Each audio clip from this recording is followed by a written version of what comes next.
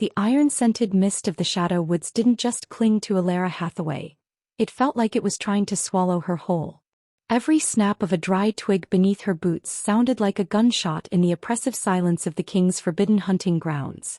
She wasn't supposed to be past the silver-lined fences of the village. No mortal was. To cross the boundary was to offer your throat to the nightmare that sat on the throne of the Midnight Citadel.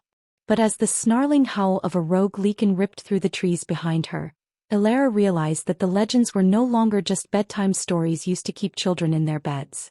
They were coming for her.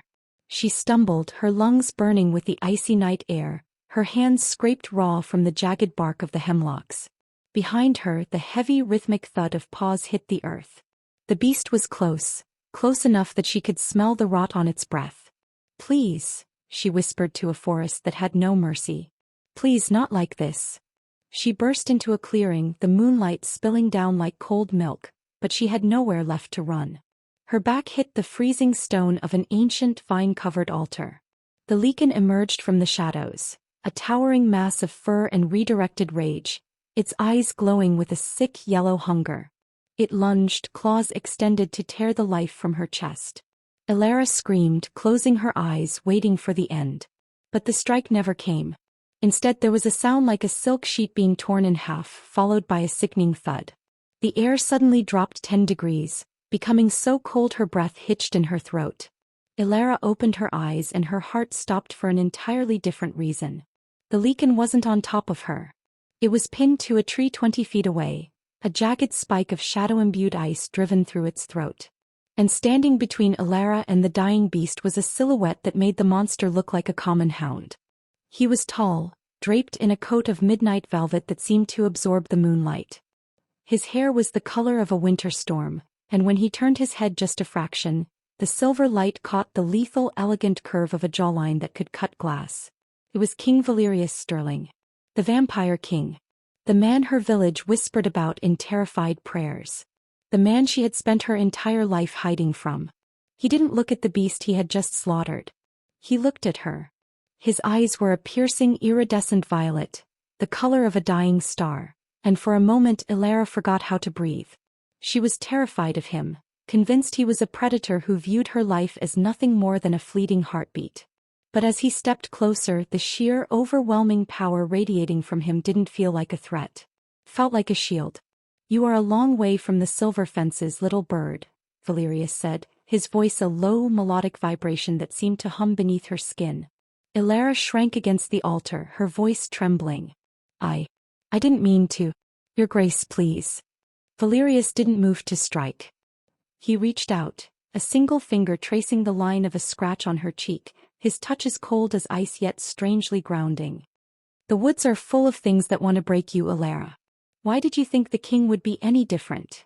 The question hung in the air, a revelation that demanded an answer. Why was the most dangerous man in the realm standing over her with a look that wasn't hunger, but a dark, agonizingly intense curiosity?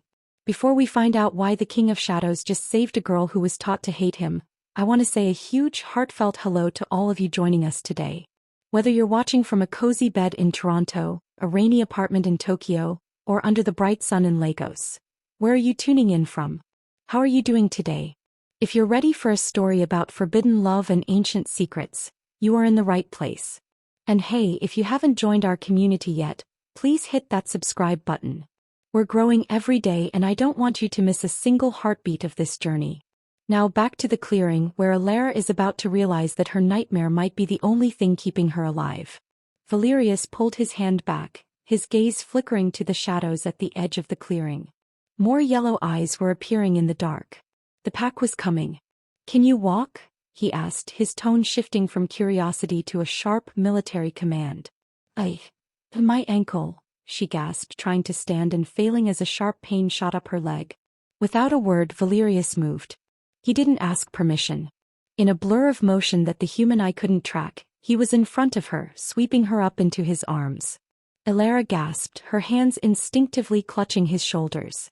Through the fine silk of his shirt, his chest felt like marble, hard, unyielding, and terrifyingly still. No heartbeat. No warmth. "Close your eyes," he commanded. "The path to the citadel is not meant for mortal sight. You're taking me to the palace? Ilara whispered, her terror warring with a sudden, inexplicable spark of intrigue. They say no one ever leaves that place. Valerius looked down at her, a ghost of a smirk touching his cruel, beautiful lips. Then you had better hope you're as interesting as you are brave, little bird. Because the monsters in my halls make that leakin look like a mercy. As the world blurred into a streak of shadow and silver light, Ilara realized the truth. She had spent her life running from the vampire king, but in the moment her life was at its end, he was the one who reached into the dark to pull her out. The question wasn't if she would survive the night. It was whether she would survive the king himself, and if she even wanted to leave the shadow of his wings once the sun went down. The Midnight Citadel was not a palace. It was a cathedral of obsidian and silence, carved into the very marrow of the Blackridge Mountains. As Valerius stepped through the threshold, the massive stone doors, engraved with the history of 1,000 bloody wars, parted without a sound. Inside, the air smelled of ancient parchment, expensive wine, and a cold, metallic ozone that made the hair on Ilara's arms stand up. The foyer was a cavern of soaring arches, lit by floating candles that burned with a steady, eerie blue flame. Valerius finally set her down on a velvet chaise in a private solar. The room was lined with floor-to-ceiling bookshelves, and a fire roared in the hearth, though it provided more light than warmth to the immortal king. Ilara clutched her torn cloak around her, her heart still a frantic bird in a cage. She was a simple weaver from the village of Oakhaven. Her deepest desire had always been to save enough silver to move her ailing grandmother to the southern coast, where the sun actually touched the ground. Her life was measured in threads and looms, in the fear of the tithe and the rumors of the king's shadow guards. "Why did you save me?" she asked, her voice cracking. "The laws say any mortal found in the Shadow Woods is forfeited. You could have let the Leakin have me. You could have taken my blood yourself." Valerius stood by the window, his back to her. He looked out over his kingdom, a land of eternal twilight. "The Lycans are rabid dogs, Ilara Hathaway.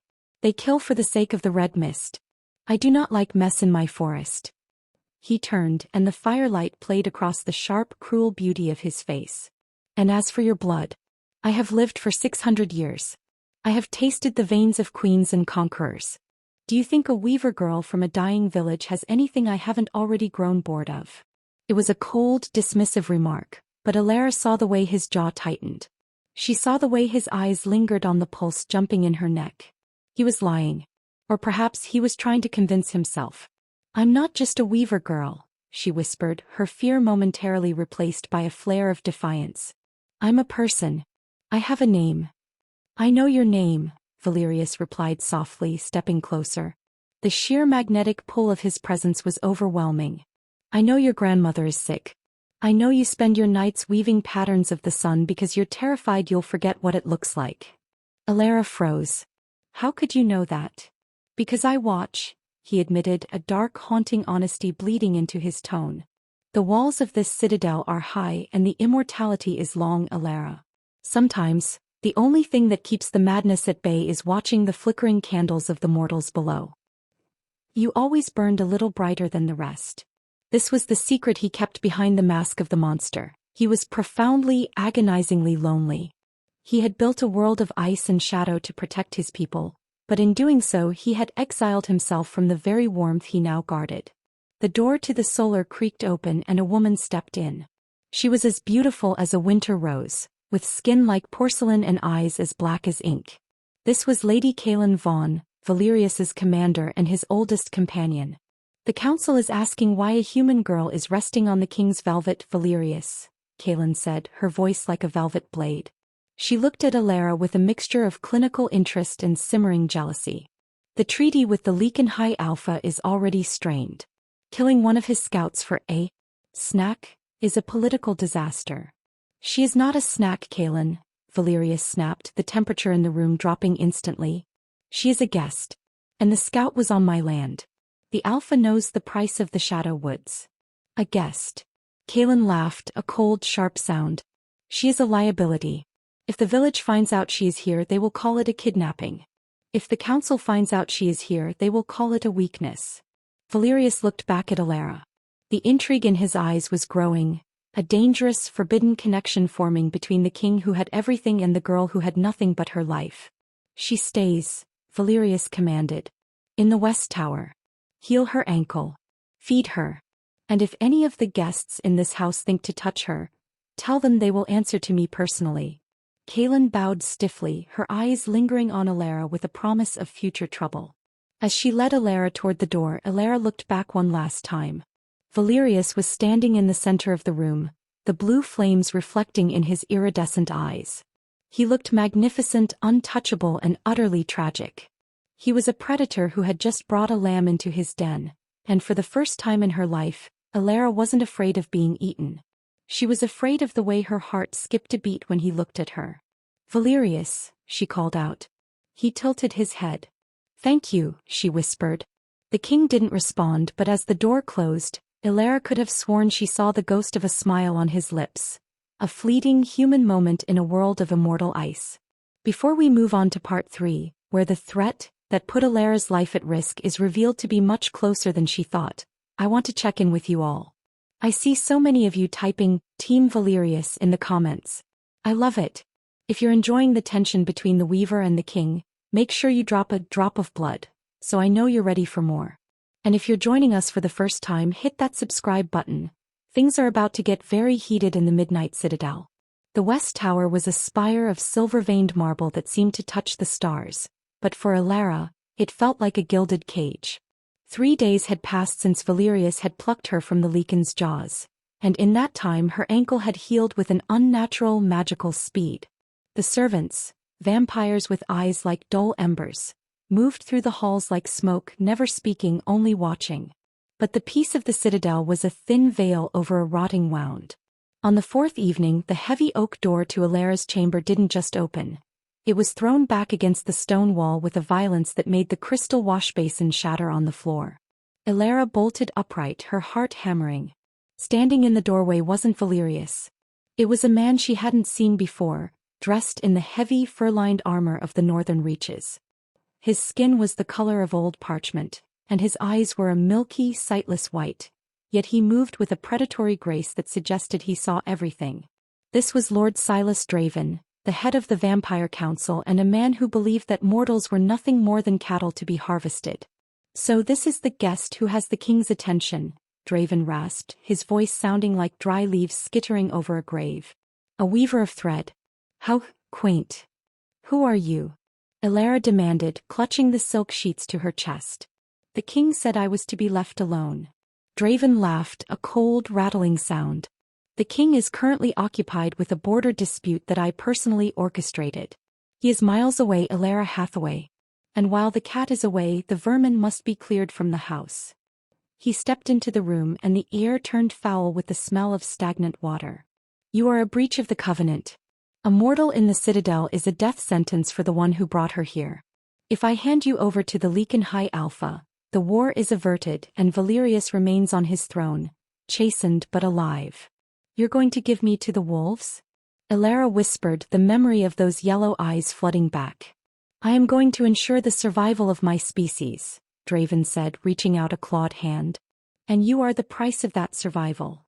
Before he could touch her, a shadow detached itself from the corner of the room. It wasn't Valerius but Lady Kaelin Vaughn. She stood between Draven and the bed, her dual daggers drawn and glowing with a faint blue light. "Lord Draven," Kaelin said, her voice a deadly silk. "The king gave an order. This girl is under his protection. The king is blinded by a nostalgic hunger for a humanity he lost centuries ago." "Kaelin," Draven hissed. "Step aside. Or I will report your treason to the council tonight." Kaelin hesitated. The weight of the council was immense, a power that even Valerius had to navigate with caution. For a second, Alara thought her only protector would fold. But then a sound echoed through the tower, a sound that made even Draven flinch. It was a roar but not of a beast. It was the sound of the very foundations of the mountain screaming in rage. The balcony windows exploded inward, glass raining down like diamonds. A shadow lunged through the opening, hitting the floor with enough force to crack the marble. Valerius stood there, his midnight cloak torn, his silver hair splattered with blood that wasn't his own. His iridescent eyes weren't violet anymore. They were a burning, lethal crimson. He didn't speak. He didn't have to. The pressure of his power in the room was so great that Alara felt like she was being crushed into the mattress. Draven, Valerius whispered, and the word felt like a death sentence. Your Grace, Draven stammered, backing away. I was merely discussing the legalities of the guest's stay. The council is concerned. Valerius was across the room before Draven could finish the sentence. He didn't use a weapon. He grabbed Draven by the throat and lifted the ancient vampire off the floor with one hand. The council does not concern itself with my guests, Valerius growled, his fangs lengthening, a terrifying glimpse of the monster behind the king. And if you ever enter this tower again without my summons, I will tear the heart from your chest and feed it to the lichens you are so eager to appease. He flung Draven toward the door. The lord scrambled to his feet, his white eyes wide with terror, and vanished into the hallway. Kaelin bowed low, her expression unreadable, and followed him out, closing the door behind her. The silence that followed was heavy and electric. Valerius stood by the bed, his chest heaving, the blood on his face making him look like a dark god of war. Alara looked at him, and for the first time she didn't see the king. She saw a man who had ridden through the night, through an ambush, just to ensure she was safe. The fear that had defined her life for 19 years didn't vanish, but it shifted. It became something sharper, an attraction so intense it felt like a physical weight. You're hurt, she said softly, reaching out a hand. Valerius flinched away, his eyes still glowing red. Do not touch me, Alara. Not while the blood is fresh. I am not the man you think I am. You saved me, she said, stepping off the bed and closing the distance between them. Again. Why risk the council for a weaver? Valerius looked down at her, the crimson in his eyes slowly receding, returning to that beautiful, haunting violet. He reached out, his hand hovering just inches from her hair, his fingers trembling. Because the dark is so very long, Alara, he whispered. And you are the first light I've seen in 100 years that didn't try to burn me. In that moment the central challenge was set. It wasn't just about the lichens or the council. It was about the forbidden pull between a mortal girl and a king of shadows. The inciting incident had passed. The war had begun not just at the borders, but in the hearts of two people who were never meant to meet.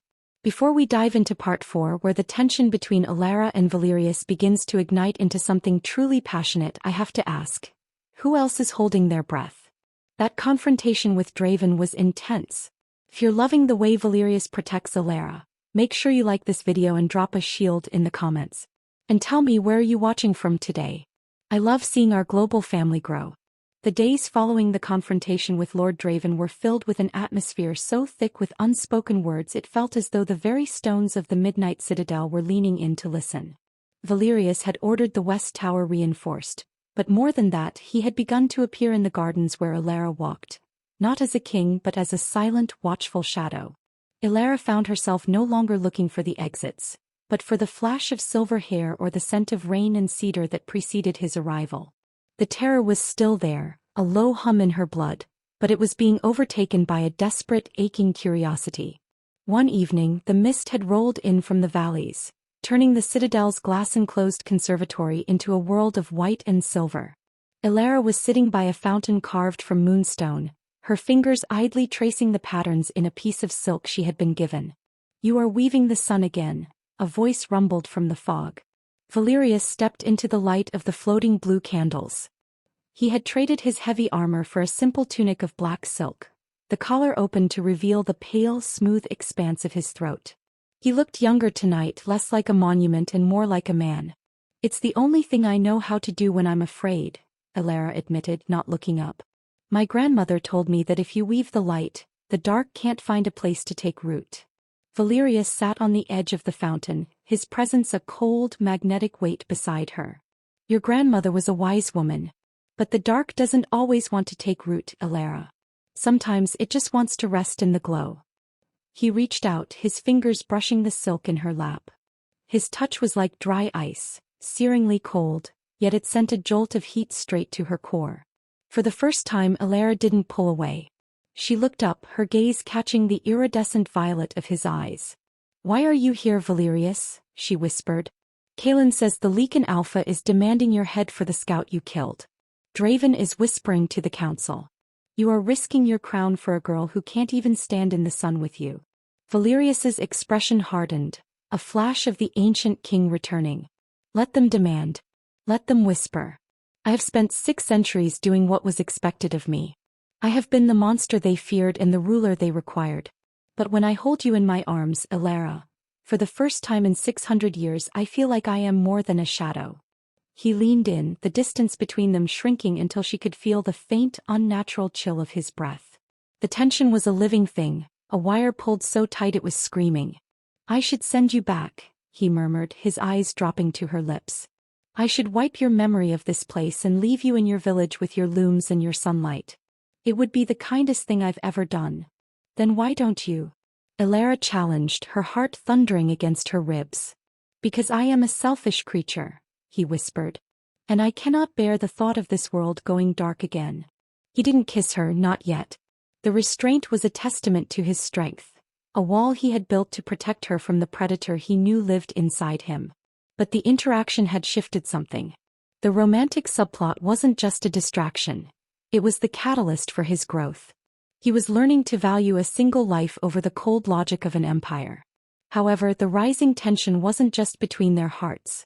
The next morning, a messenger arrived from the village of Oakhaven. He wasn't a vampire, but a mortal man named Thomas Hathaway, Elara's cousin. He was led into the great hall, his face pale and his eyes wide with horror as he looked at the immortal courtiers. Elara, he cried, seeing her standing on the dais beside Valerius. You have to come back. The Lycans, they've taken the village. They say if the king doesn't return the stolen girl, they will burn Oakhaven to the ground by the next full moon. Elara felt the blood drain from her face. My grandmother. Is she? She's safe for now, Thomas said, his voice trembling. But they've put a silver lock on the well. No one can leave. They are waiting for the king's answer. Valerius stood up, his hand gripping the arm of his throne so hard the obsidian cracked. This is Draven's work, he hissed. He's fed the Alpha information to force my hand. I have to go back, Elara said, turning to Valerius. I can't let them die because of me. No, Valerius commanded, his voice echoing through the hall. If you go back, the Alpha will kill you to spite me. It's a trap, Elara. It's my family, she screamed, the frustration of her captivity finally boiling over. You sit up here in your mountain of glass and play with people's lives like they're threads on a loom. I am not a light for your darkness, Valerius. I am a woman with a life, and I won't let my people burn while you decide if I'm interesting enough to keep. The court went silent. No one spoke to the king that way. Kaelin moved to step forward, her hand on her dagger, but Valerius raised a hand to stop her. He looked at Elara, and for the first time she saw a flicker of genuine hurt in his eyes. He wasn't a monster in that moment. He was a man being told the truth. You are right, he said softly, the anger leaving him. I have forgotten what it means to have something to lose that isn't a title. He turned to Thomas. Go back to Oakhaven. Tell the Alpha that the king is coming. But I do not come to negotiate. I come to collect a debt. As Thomas was led away, Valerius walked down the steps of the dais to Elara. He didn't touch her, but his presence was a heavy, protective shroud. We leave at dusk, he said. I will save your village. But you must promise me one thing, Elara. Whatever happens in the woods, do not look away. You wanted to know who I am. Tonight I will show you. The tension was no longer just about a forbidden kiss. It was about a collision of worlds. The obstacles were no longer just political, they were personal. Valerius was going to war for a mortal, and Elara was about to see the full, terrifying extent of the man she was beginning to love. Before we head into the midpoint revelation in Part 5, I want to take a second to thank you for all the incredible support you've shown this channel. We are so close to our next subscriber milestone. If you're rooting for Elara and Valerius to save Oakhaven, hit that like button and subscribe right now. And tell me in the comments, do you think Valerius can truly protect a mortal in a world of monsters? I'm reading every single one of your theories. The descent from the Midnight Citadel felt like a funeral procession through the clouds. Valerius rode a stallion as black as a starless night, his silver hair streaming behind him like a battle standard. Elara sat before him, the iron-hard muscle of his chest acting as her backrest, the cold of his body a grounding contrast to the feverish terror in her blood. They reached the outskirts of Oakhaven just as the moon reached its zenith. But the village she had called home didn't look like the sanctuary of her childhood. The golden fields of grain had been trampled into a mire of mud and silver ash.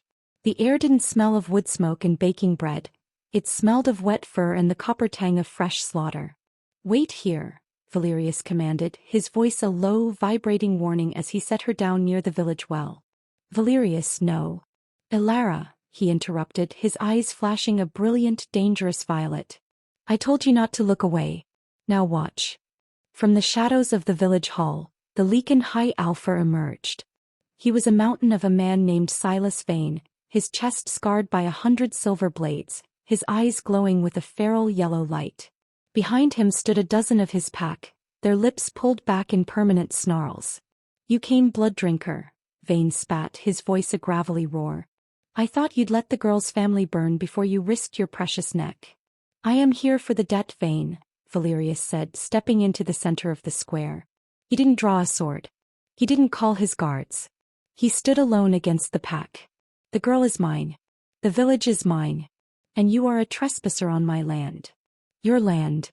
Vane laughed, a sound that made the village children scream from behind locked doors. "The council told me you were weak. They told me you were keeping a human pet in your tower like a common merchant. They said the king had forgotten how to hunt." Valerius tilted his head, a terrifyingly predatory movement. "The council is comprised of old men who have forgotten that I was the one who built their thrones out of the bones of their enemies." In a blur of motion that shattered the sound barrier, the fight began. But it wasn't a duel, it was an execution. Valerius moved with a lethal fluid grace that made the lichens look like clumsy pups. He didn't just fight them, he dismantled them. Shadow ice erupted from the ground, impaling the wolves where they stood. Elara watched, her hands over her mouth, her heart shattering. She saw the monster. She saw the creature that could end a life in a heartbeat. But then she saw something else. Vane lunged for Valerius, his claws inches from the king's throat. Valerius didn't dodge. He caught the alpha's wrists, the strength of his grip snapping the heavy bones like dry kindling. "You want to know why I saved her?" Valerius hissed, leaning into the alpha's face. "Because she is the only thing in this world that isn't rotting. And if you touch her again, I will burn your entire lineage from the history books." With a final brutal surge of power, Valerius flung the alpha through the front of the village hall. The pack scattered, their leader broken and defeated. Silence fell over Oakhaven.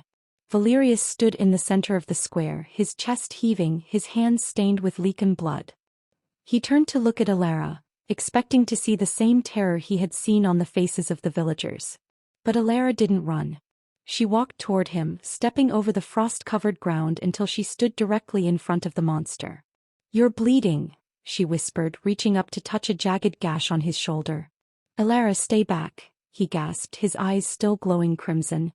"The blood, the hunger, it's too close." "I don't care," she said, her voice steady and filled with a desperate, burgeoning passion. She didn't just touch his shoulder. She reached up and pulled his head down, her lips meeting his in a kiss that tasted of salt, cold, and 1,000 years of loneliness. The midpoint revelation hit like a physical blow. As their lips met, a surge of energy, a shared vulnerability, ripped through them both. Elara didn't just feel his hunger, she felt his memories. She saw a flicker of a past she hadn't known existed. She saw Valerius as a mortal boy 6 centuries ago standing in this very village. She saw him being traded to an ancient vampire coven to save Oakhaven from a plague. He hadn't chosen to be a monster. He had sacrificed his humanity to save the ancestors of the very people who now feared him. "You were one of us," she breathed, pulling back, her eyes wide with the revelation. "You were a Hathaway. You saved this village 600 years ago." Valerius staggered back, his face pale, the crimson in his eyes fading into a shattered, vulnerable violet. I told you not to look, Elara. That boy died a long time ago." "He didn't die," she said, tears blurring her vision. "He just got lonely." The connection between them was no longer just attraction. It was destiny. Everything Elara believed about the dangerous king was a lie. He wasn't a predator lurking in the mountains. He was a guardian who had been forgotten by the people he saved. But as they stood in the ruins of the village square, a new shadow fell over them. "How touching," a voice drawled from the shadows of the well. Lord Draven stepped out, followed by Lady Kaelin and a dozen council guards. Draven held a silver-tipped crossbow, leveled directly at Alara's heart. "You've admitted it now, Valerius," Draven said, his sightless eyes fixed on the king. "You've broken the ultimate law. You've shared the memories of the blood with a mortal. You've tried to reclaim a humanity that is forbidden to our kind." "Draven, stand down," Valerius warned, his voice a low, lethal growl. "The council has spoken," Draven countered. "You are no longer fit to wear the crown. And as for the girl, she knows too much. She is a witness to your treason." Before Valerius could move, Kaelin, his oldest friend, stepped forward and placed her blade at Valerius's own throat. "I'm sorry, Valerius," she whispered, her eyes filled with tears. "But the species must survive. You've chosen a light that will only burn us all." The stakes had never been higher. The romantic connection had reached its peak, only to be challenged by the ultimate betrayal. Valerius was no longer a king, he was a traitor. And Alara was no longer a guest, she was a target. We have reached the game-changing twist of the midpoint revelation. Valerius was a mortal from Alara's own village. Kaelin has betrayed him. And Draven has the council behind him. I need to know, did you see that coming? Type sacrifice in the comments if your heart is breaking for Valerius right now. I'm going to take a quick breath, but don't go anywhere. Part 6. Darkest Hour is coming, and it's going to be the most intense part of the story yet.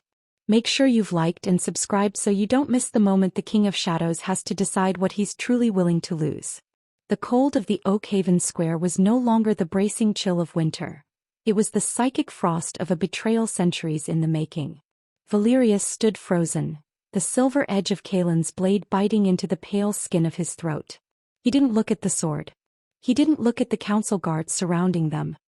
He looked only at Kaelin, his oldest friend, the woman who had bled beside him in a dozen wars. "Kaelin," he whispered, his voice a ghost of the authority it once held. "After 600 years, you choose Draven?" "I choose the Citadel, Valerius," Kaelin cried, her hand trembling as she held the blade. "I choose the survival of our kind. You're chasing a heartbeat that will fade in 60 years. You're willing to let the council fall and the lichens burn our mountains for a weaver's smile. I won't let you destroy us for a ghost of your own childhood." Draven stepped forward, the silver-tipped crossbow still leveled at Alara's heart. "The choice is simple, Valerius. Abdicate. Sign the blood oath to pass the crown to the council, and I might let the girl live out her short, miserable life in the grey wastes. Refuse and she dies here in the mud of the village you once called home." Alara looked at Valerius. He looked smaller than she had ever seen him, stripped of his mystery and his shadow ice. He was just a man standing in the ruins of his past, faced with an impossible choice. "Don't do it," Alara said, her voice clear and steady despite the weapon pointed at her chest.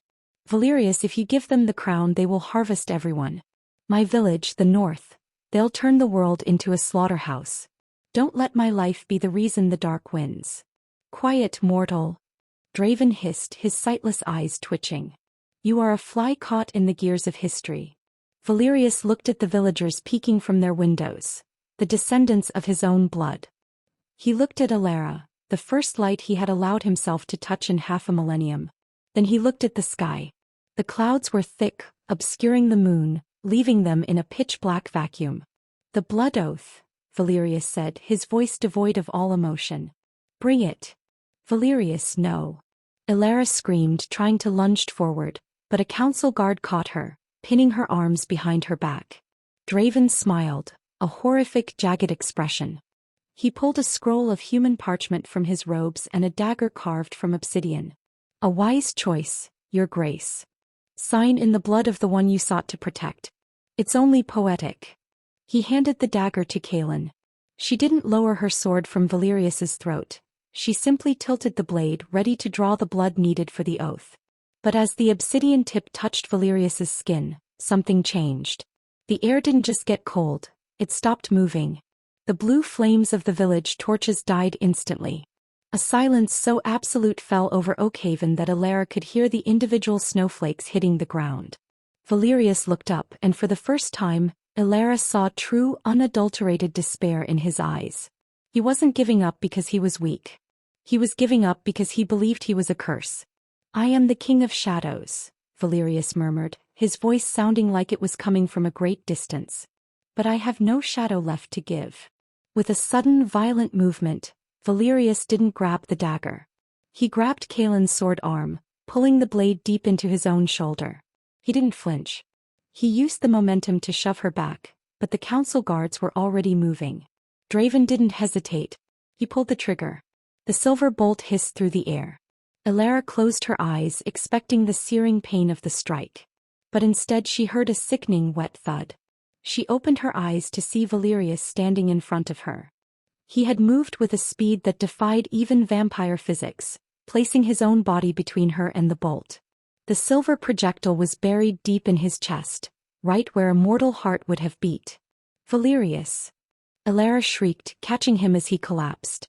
The silver was toxic to his kind, a burning, corrosive poison that began to smoke against his flesh. He fell to his knees, his face turning a sickly, translucent gray. Take them! Draven roared, realized his prize was slipping away. Take the girl. Burn the king. The council claims the north tonight. The council guards lunged. Kaelin stood frozen, her sword dripping with the blood of the man she had served for centuries, her face a mask of horror as she realized the reality of Draven's order. In the chaos, the Leakin Alpha, Silas Vane, crawled from the ruins of the hall. He saw the king falling. He saw the council divided. With a guttural howl, he signaled his remaining pack. The king is down. Vane roared. Kill them all. The village is ours. It was a massacre in the making. The vampires and the werewolves began to tear into each other, and in the middle of it all, Elara sat in the mud, cradling the dying head of the vampire king. Valerius, look at me, she sobbed, pressing her hands against the smoking wound in his chest. You have to fight it. You're the king. You're the Hathaway who saved us. I can't, he gasped, his violet eyes flickering, losing their luster. The silver. It's in the marrow, Elara. I'm going back to the dark. No, she screamed, her voice echoing through the carnage of the square. But as she held him, she felt a cold, skeletal hand on her shoulder. She looked up to see Lord Draven standing over her, his obsidian dagger raised. He's gone, girl, Draven hissed. And now so are the memories of the Hathaway line. You are the last thread and I am the shears. He swung the dagger down. Elara squeezed her eyes shut, pulling Valerius closer, choosing to die with the monster who had become her world. The darkest hour had arrived. The king was broken, the village was burning, and the girl who had feared the dark was about to be swallowed by it forever. Before we move into part 7, the turning point, I have to know, how are you all doing? I can barely see the screen through the tears. Valerius took the bolt for her. Kaelin's betrayal has led to absolute chaos. If you're rooting for a miracle, type light in the comments right now. We need all the hope we can get. Don't move a muscle. The turning point is next, and I promise you the Weaver girl isn't done fighting yet. If you haven't subscribed, now is the time. The end is near and it's going to be legendary. The obsidian dagger descended like a falling star, aimed directly at Elara's throat. But in the fraction of a second before the blade met her skin, the silver locket around her neck, the one containing a single dried petal of a sun lily from her grandmother's garden, shattered. It wasn't the metal that broke the blow. It was the sudden violent eruption of golden light that poured from Elara's own chest. Draven screamed, his sightless eyes searing as the brilliance hit him. He was flung backward, the obsidian dagger dissolving into ash before it even hit the mud. The council guards recoiled, shielding their faces from a radiance that shouldn't exist in the Shadow Woods. It wasn't vampire magic. It wasn't Leakin rage. It was the ancient dormant power of the Hathaway lineage, the Lightbringers, who had once kept the darkness at bay before Valerius had sacrificed his soul to protect them. The blood of the Weaver wasn't just mortal. It was the anchor for the very sun she had spent her life trying to remember. Get away from him, Elara whispered, her voice no longer trembling. It resonated with a tectonic power, a hum that made the silver bolt in Valerius's chest begin to vibrate. She placed her hands over the smoking wound. The silver poison, designed to kill the immortal, met the raw, living light of the Hathaway bloodline. The hiss of the acid was drowned out by a sound like 1,000 harps. Elara didn't pull back as her palms blistered. She leaned in, pouring every memory of the sun, every ounce of her grandmother's warmth, and every spark of her forbidden love into the king's dying body. "Valerius, come back," she commanded. "The dark is over. Wake up." The silver bolt didn't just fall out, it was ejected with a crack of thunder. The gray, translucent skin of the king began to flush with a faint, healthy hue. The iridescent violet returned to his eyes, but this time, it was laced with threads of gold. Valerius gasped, his lungs pulling in air for the first time in 6 centuries. He looked up at Elara, his hand reaching out to catch a drop of her golden tears. "Elara," he breathed, his voice no longer a cold rumble but warm, vibrant, and alive. "The Hathaway blood," Kaelin whispered from the sidelines, her daggers dropping to the ground. "It wasn't a curse. It was the cure." Valerius stood up. He didn't need his cloak or his shadow ice. He stood in the center of the square, bathed in the light radiating from the woman he loved. He looked at Draven, who was cowering in the shadows of the well, his power stripped by the dawnlight.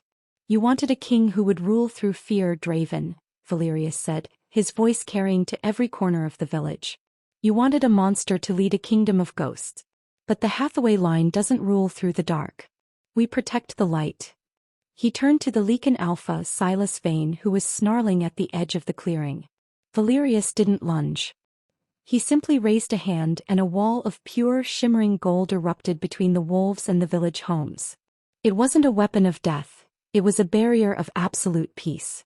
"Go back to your mountains, Vane," Valerius commanded. "The tithe is over. The Shadow Woods are no longer a hunting ground. They are a sanctuary." The Lycans, sensing a power that predated their own existence, turned and vanished into the trees. The council guards, seeing their leader defeated and their king reborn, dropped to their knees in a wave of clashing steel. Kaelin stepped forward, her face etched with a profound, agonizing regret. She knelt before Valerius, offering the hilt of her sword. "I was wrong, Valerius. I thought the light would destroy us. I didn't realize it was the only thing that could save us from becoming the very things we fought." Valerius looked at his oldest friend. He didn't take the sword. He reached down and took her hand, pulling her to her feet. "The shadows are gone, Kaelin. We have a lot of work to do before the sun actually rises." The turning point was complete. The terrified girl had become the savior. The enigmatic king had found his humanity. Together they stood in the ruins of Oakhaven, not as predator and prey, but as 2 halves of a forgotten legend. "You saved me," Valerius whispered, pulling Elara into his arms. The cold was gone. His skin felt like a summer evening, warm and full of life. "I told you," she replied, smiling through her tears. "I'm a weaver. I just had to find the right thread." The final confrontation is brewing, but the tide has turned. Elara has unlocked the power of the Lightbringers, and Valerius is no longer just a vampire. He's something entirely new. "I need to know, did you expect Elara to be the one with the ancient power? Type sunlight in the comments if you're cheering for our Weaver Queen. We are heading into Part 8, Climactic Resolution. This is where the council falls for good and the forbidden romance finally claims its place in the world. Make sure you're subscribed. You don't want to miss the most satisfying ending we've ever written. The golden radiance emitting from Elara didn't just heal Valerius. It acted as a beacon that stripped the Midnight Citadel's shadows bare. High above on the mountain, the obsidian spires began to hum, the dark magic woven into their foundations cracking under the pressure of a purity it was never designed to hold.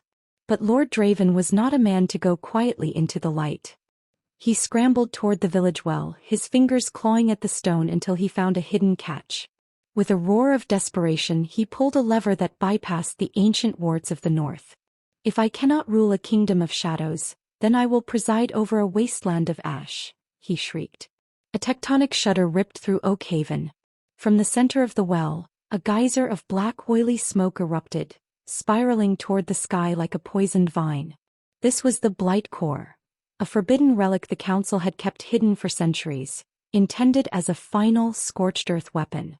It began to spread across the sky, blotting out the stars and suffocating the golden aura Elara had fought so hard to ignite.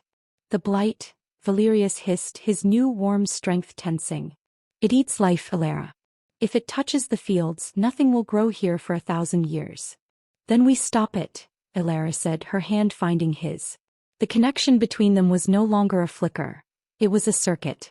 Valerius looked at her, his violet eyes swirling with gold. He didn't see a terrified girl anymore. He saw his equal. I cannot touch that smoke, Alara. My nature is too close to its darkness. But I can carry you to the source. Then fly, she commanded. In a display of power that made the previous battle look like a skirmish, Valerius didn't just move. He ascended. He wrapped his arms around Alara, and with a single thunderous beat of his shadow wings, now edged in brilliant, shimmering gold, they launched into the heart of the black vortex. The wind screamed around them, the blight smoke clawing at Alara's skin like invisible talons. It tasted of rotten old sorrows, trying to whisper to her that she was just a weaver, a nothing, a flicker in the dark. But she felt Valerius's heartbeat against her back, steady, rhythmic, and alive. Now! Valerius roared as they reached the apex of the vortex, hovering directly over the citadel's highest spire. Alara let go of his waist and reached out with both hands. She didn't try to push the smoke away. She did what she had done 1,000 times at her loom. She took the threads of the darkness and began to weave them. She used the golden light of the Hathaway blood as the warp, and the black smoke of the blight as the weft.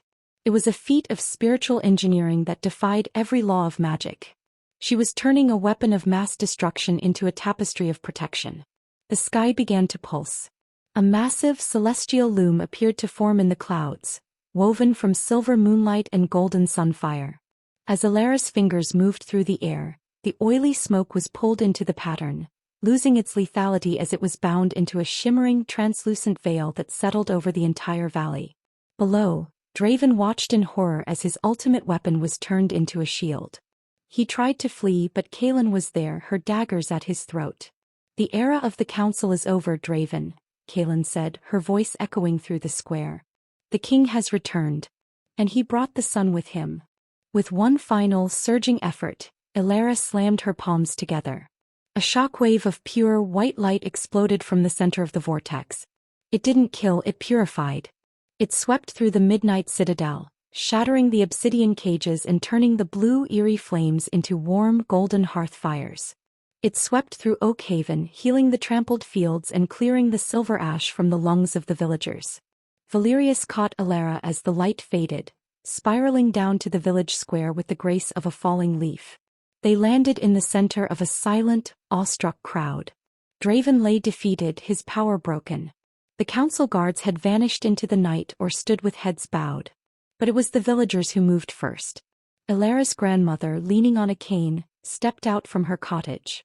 She looked at the king, the boy she had seen in the old tapestries, the boy who had saved them 6 centuries ago, and then she looked at her granddaughter.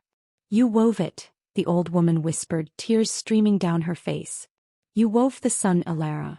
Valerius stepped forward. He didn't reach for his crown. He reached for Alara's hand and raised it high. The Midnight Citadel is no longer a fortress of shadows, he declared, his voice carrying the warmth of a new dawn. From this day forward we do not tithe. We do not fear. The Hathaway line and the Sterling line are one. The Weaver and the King have brought the morning. A cheer erupted from the villagers. A sound of pure, unadulterated joy that hadn't been heard in Oakhaven for generations. Even the vampires who remained felt a strange, tingling warmth in their veins. A promise that the hunger didn't have to be a curse anymore. The most surprising twist, however, came when Valerius turned to Alara. In front of the entire village, the King of Shadows dropped to one knee. He didn't offer her a kingdom of ice. He reached into his tunic and pulled out a ring carved from the very moonstone fountain where they had shared their first moment of truth. Alara Hathaway, he said, his voice thick with an emotion that spanned 600 years. I spent my life in the dark thinking I was protecting the world. But you showed me that the world didn't need a protector. It needed a heart. Will you stay? Will you be my queen, my light, and my home? Alara looked at the man she had once been terrified of. She saw the boy who sacrificed himself, the monster who saved her, and the man who loved her. I won't just stay, Valerius, she whispered, pulling him up to his feet. I'll weave us a life that the sun will never want to leave. The climactic resolution was complete. The villain was cast down, the ancient secret was a bridge instead of a wall, and the forbidden romance had become the foundation of a new era. As the first true rays of the morning sun began to peek over the Black Ridge Mountains, the terror was gone. There was only the light. We have reached the triumphant end of our battle. The blight is gone, the king is redeemed, and the weaver is his queen. But don't go just yet. We still have this satisfying conclusion, to see how their new world looks after the dust has settled. How did you feel about Alara using her weaving skills to stop the blight? Type craftsman in the comments if you loved that callback. And if you're ready to see the happily ever after, hit that like button one last time. Part 9 is coming up. 1 year later, the Midnight Citadel no longer looked like a jagged tooth of obsidian. Under the direction of the new queen, the dark stone had been polished until it reflected the sky, and the once barren balconies were now overflowing with sun lilies and climbing ivy. The blue, ghostly flames had been replaced by lanterns that burned with a warm, steady amber, fueled by the residual light Alara had woven into the mountain's core. Alara stood in the great hall, which was no longer a place of cold judgment. Today it was filled with the sound of laughter and the clacking of looms. She had established the Citadel Guild, where vampires and mortals worked side by side, blending immortal precision with human creativity. They didn't just weave silk, they wove aegis cloth, a fabric imbued with enough light to protect travelers from the remaining rogue lichens in the deep woods. She wore a gown of her own making, a shimmering gradient of violet and gold that seemed to change color as she moved. Around her neck, the silver locket had been repaired, now holding a small glowing shard of moonstone, a gift from the king. "The shipment for the southern reaches is ready, Your Grace," a voice said. Alara turned to see Kaelin Vaughn. The former commander had traded her heavy armor for a high-collared tunic of midnight blue. She wasn't just a soldier anymore. She was the head of the guard and Alara's closest confidant. The tension between them had dissolved into a deep, mutual respect. Kaelin had found a new purpose in protecting a peace she had once thought impossible. "Thank you, Kaelin," Alara said, offering a warm smile. "Make sure the families in the village get their share of the trade silver first. My grandmother says the winter stores are looking low." "It's already done," Kaelin replied, a rare, genuine spark of humor in her dark eyes. "Your grandmother has a way of making the guards move faster than the king ever did." As Kaelin departed, the heavy doors at the end of the hall opened. Valerius stepped in, his presence no longer preceded by a chill, but by a sense of profound, settled power. He looked healthier, his skin had a warm olive undertone, and his eyes stayed a consistent, soft violet. The hunger that had defined his existence for 6 centuries had been replaced by a tether to Alara's light, a sustainable bond that required no blood, only proximity. "The Council's final remnants have signed the treaty," Valerius said, walking toward her. He reached out, his hand sliding naturally into hers. "There are no more Lords of the Reaches. Only the Commonwealth of the North." "And Draven?" Alara asked. "He is where he belongs," Valerius said, his voice firm but not cruel. "In the archives, tasked with rewriting the histories he tried to erase. He will spend his remaining years documenting the truth of the Hathaway line. It's a quiet, scholarly hell for a man who wanted a throne." Valerius led her out onto the grand balcony that overlooked the valley. Below, Oak Haven was thriving. The silver-lined fences were gone, replaced by open roads and flowering orchards. The village and the citadel were no longer 2 separate worlds. They were a single, integrated heartbeat. "Do you ever miss it?" Valerius asked, looking out at the horizon where the sun was beginning to set in a riot of pink and orange. "The simple life. The quiet of the loom in a small cottage." Alara leaned her head against his shoulder, closing her eyes as she felt the warmth of his body. "I still have the loom, Valerius. And I still have the quiet. But now I have the man who was brave enough to let the light in. I wouldn't trade one thread of this life for the world I left behind." Valerius pulled her closer, his chin resting on the top of her head. "I spent 600 years terrified of the sun, Alara. I thought it was the enemy of my kind. I didn't realize that the sun isn't just a star in the sky. It's the courage to be seen." He turned her to face him, his hands cupping her cheeks. The King of Shadows, the monster of Oak Haven, the boy who had sacrificed everything, he was gone. In his place was a man who had found his home.